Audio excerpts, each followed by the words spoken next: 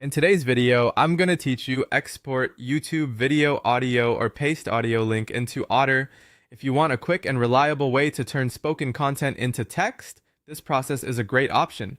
We'll be using Otter to create a transcript from a YouTube video audio file or from a direct audio link, and then we'll clean it up and export it in the format you need. This is especially useful if you're making subtitles, saving interview notes, or repurposing video content into written form. To begin, export the audio from your YouTube video, or if you already have a usable audio link, keep that ready. The goal here is simply to give Otter access to the speech you want transcribed. If you're exporting the audio yourself, make sure the file is clear and complete, because better audio usually leads to better transcription results.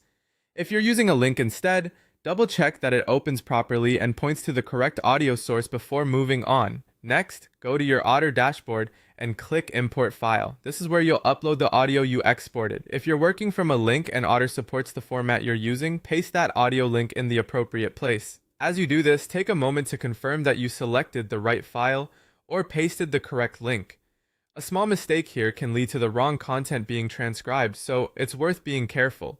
Once the file is uploaded or the link is submitted, give Otter a minute or two to process the speech with its AI. During this stage, the platform listens to the audio, separates the spoken words, and begins building the transcript for you. Processing time can vary slightly depending on the length and clarity of the recording, so if it takes a little longer, that's completely normal.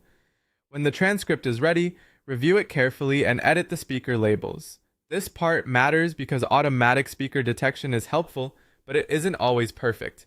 If more than one person is talking, correct the labels so the final transcript is easy to read and accurate. You can also scan through the text for any obvious word errors, especially around names, technical terms, or unclear audio.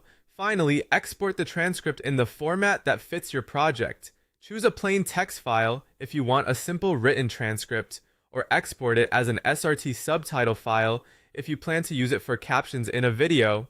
And that's it. You've taken YouTube audio, processed it in Otter, and turned it into a usable transcript or subtitle file.